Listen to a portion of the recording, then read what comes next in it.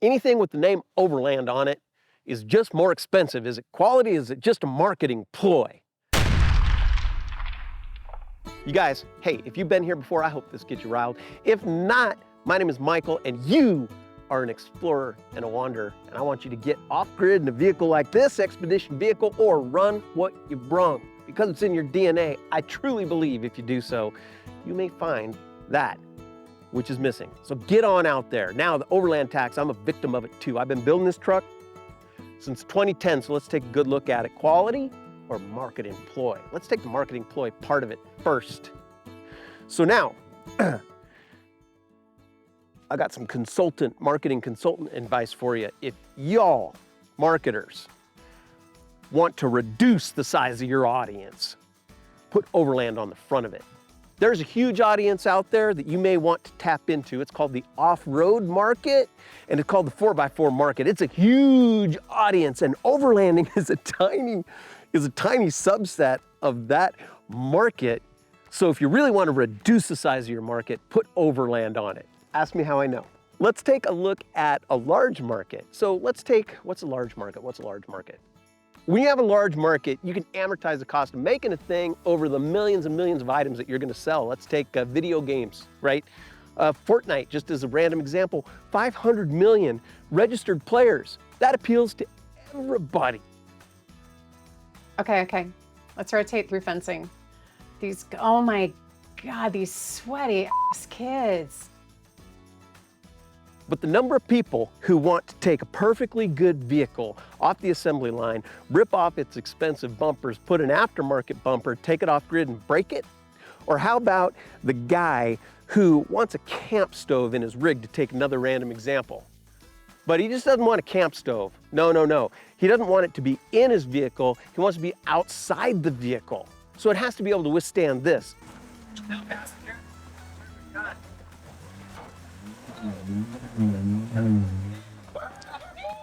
Yeah, baby. Oh, and also, he doesn't like to take a lot of time setting up his camp, so it's got to set up in under 30 seconds. And, you know, it's got to be made of some food-grade material. It's also got to be able to close up within 30 seconds. It's got to last a lifetime of abuse. That might just be me. It's probably not the lifestyle thing, so let's take a look at the quality thing. Now, R&D for a small market is expensive, you know, and whether it's a small piece of equipment or maybe you're buying a bespoke vehicle that is being made just for you. It takes a lot of time, and time is money. It's the cost of anything, you know, and whenever I recommend gear to you guys, I always use the gear, real world scenario, usually for a long period of time before I recommend it. So just the cost of doing the field testing, you know, got to take it out in a vehicle like this lovely vehicle gets 11 miles to the gallon. Plus, I got to get all the fuel. I got to take care of the wear and tear and the parts I'm going to break. That's probably $1,000. Now, the amount of money I get from that. But hey, that's why we sell overlandbound.com. Cost of materials as well. We abuse our vehicles, whether you run what you brung or a vehicle like this. You're gonna break stuff, you're gonna use it hard. You are in a whole new category once you start overlanding. So it's gotta be made of good materials. Take that Gobi rack. That Gobi rack. Now, if you order a Gobi rack, don't be thinking about dates. Just be glad when it comes and that you have it. That is a solid one-piece design. Talking to a colleague in the overland space the other day, and he was telling me, you gotta have a solid one-piece design. Otherwise, you're driving down the roads in Baja, that frickin' washboard's gonna rattle a modular rack apart. You're gonna leave it on the trail, and that's true. I've had this since 2013. It's just about as good as the day I bought it. So you gotta use high quality material. Just ask my friend Parnell. Hey Parnell, how do you make something super durable? Well, it's easy, Michael. You just CNC mill it out of a solid piece of billet aluminum. So a lot of times it really does just come down to how much things cost. And we forget how much the simple things cost from time to time.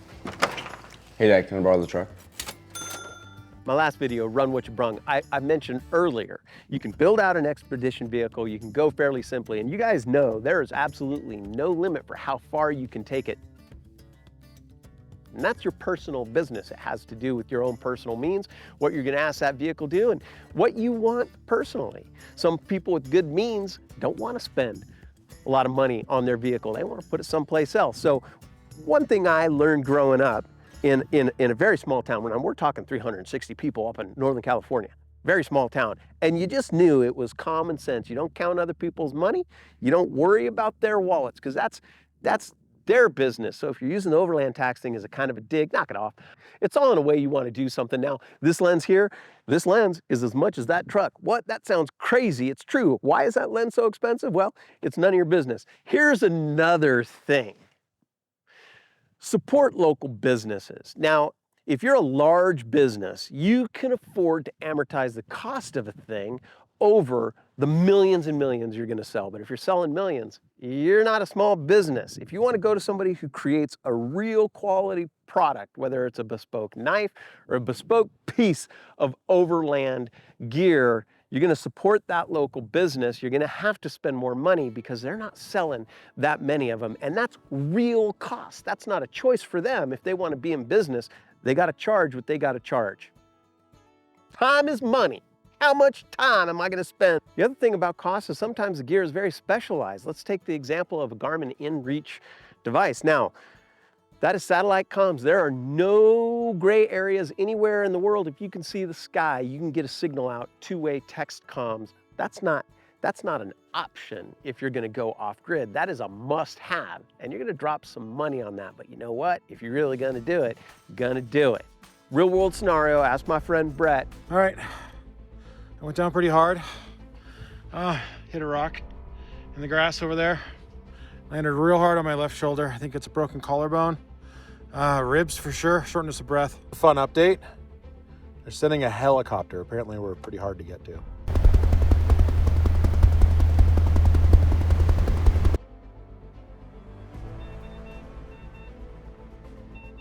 It's fine, fellas. Help me hobble up the hill.